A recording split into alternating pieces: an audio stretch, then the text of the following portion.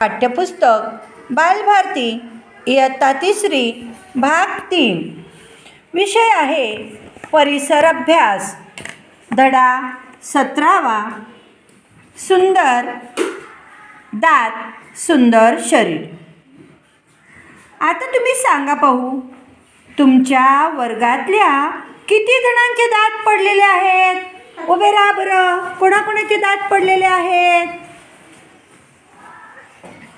या सर्वांचे दात पडलेले आहेत, है की नाही? तुमचे पडले की नाही दात? हां. मग ज्यांचे दात पडले आहेत त्यांना पुन्हा नवे दात येतील का बरं? येतील?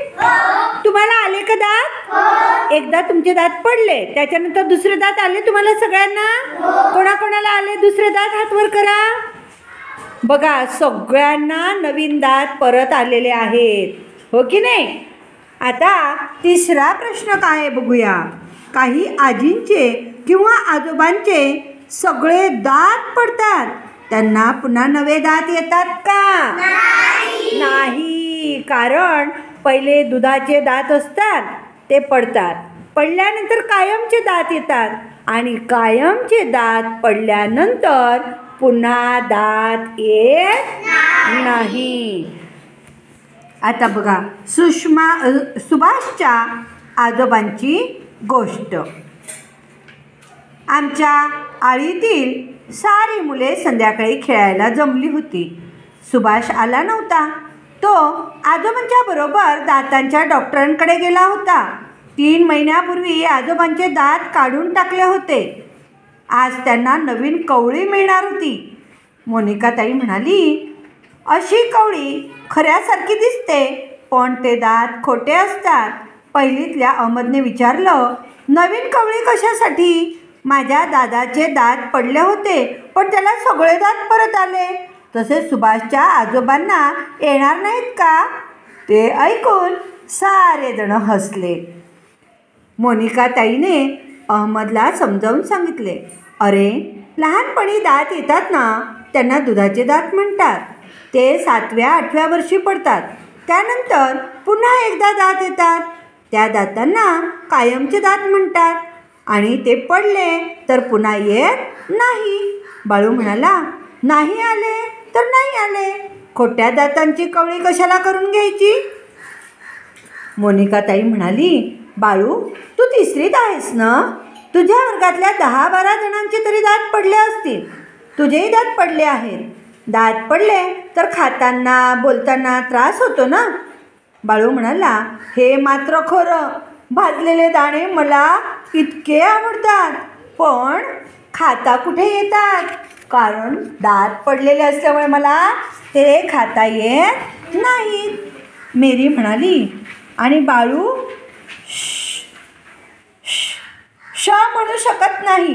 पुढचे दात पडलेत ना, श म्हणायला गेला की शिट्टीच वाजते. ते ऐकून पुन्हा एकदा सारे जण हसले. मोनिकाताई म्हणाली, आता समजले ना कायमच्या दातांची काळजी घेणे का गरजेचे असते? तेवढ्यात सुभाष आणि आजोबा परत आले. आजोबा मुलांकडे पाहून हसले. त्यांच्या नव्या कवळीचे दात छान चमकत होते. जरा डोके चालवा. म्हातारपणी खूप जणांचे दात पडतात, पण काही जणांचे कायमचे दात खूप आधी पडतात. त्याचे कारण काय असावे बरं? त्याचे अनेक कारणं असू शकतात. शरीरावर काही विपरीत परिणाम झाले तर ते दातावर सुद्धा होऊ शकतात. त्यामुळे काही जणांचे दात हे लवकर पडतात, त्यामुळे त्यांना कवळी लावावी लागते. दातांची काळजी. काही खाल्ले की तोंड धुवावे, चूळ भरावी, दातावरून आतून आणि बाहेरून बोट फिरवावे, खुळखुळून 5-6 वेळा चुळा भराव्यात. नाहीतर अन्नाचे कण तोंडात राहतात, दातांना आणि जिभेला चिटकून बसतात, दातामधील फटींमध्ये अडकतात. ते तसेच राहिले तर ते कुजतात, त्यामुळे तोंडाला घाणेरडा वास येतो. वारंवार असे होत राहिले तर हिरड्या खराब होतात. हिरड्यांमधून रक्त आणि पू यायला सुरुवात होते. तीच घाण सगळी आपल्या पोटात जाते, त्यामुळे पोटाचे विकार होतात. शिवाय कुजलेले अन्नकण तोंडात राहिले की त्याचा परिणाम होऊन दात किडतात. हळूहळू दात हलायला लागतात आणि सरते शेवटी पडतात. हे टाळायला हवे यासाठी रोज रात्री झोपण्यापूर्वी आणि सकाळी उठल्यावर दात घासावे. त्याबरोबर जीभ आणि हिरड्याही स्वच्छ कराव्यात. दात घासण्यासाठी काही जण कडुलिंबाच्या किंवा बाभळीच्या काड्या वापरतात. काही जण बाजारात मिळणारे दंतमंजन वापरतात. घरी तयार केलेली राखुंडी वापरतात. काही जण ब्रश आणि पेस्ट वापरतात. कडुलिंबाच्या बाभळीच्या काड्या किंवा राखुंडी वापरल्यामुळे दातांमधील फटी पूर्णपणे स्वच्छ होत नाहीत. शिवाय राखुंडी खरखरीत असते. काड्या कठीण असतात. त्यामुळे हिरड्यांना इजा होऊ शकते. ब्रश आणि पेस्ट वापरली तर दातांमधील फटी नीट स्वच्छ करता येतात. शिवाय पेस्टचा फेस होतो. त्यामुळे फटींमध्ये अडकलेले कण बाहेर पडायला मदत होते. आता पुन्हा एक प्रश्न आहे, जरा डोकं चालवून पहा बरं. तोंड धुण्याची सर्वात चांगली पद्धत कोणती आणि ती का? आता ह्याचा तुम्ही विचार करायचा आहे. खाण्याआधी हात का धुवावे बरं? हे करून पहा. एक काचेचे चंचुपात्र घ्या. ते अर्धे भरेल इतके स्वच्छ पाणी त्यात होता. वर्गातील कोणत्याही एखाद्या विद्यार्थ्याला अथवा विद्यार्थिनीला त्यात हात धुवायला सांगा. नंतर त्या विद्यार्थ्याचा अथवा विद्यार्थिनीचा हात पहा. त्या चंचुपात्रातील पाण्यात काही फरक पडला आहे का?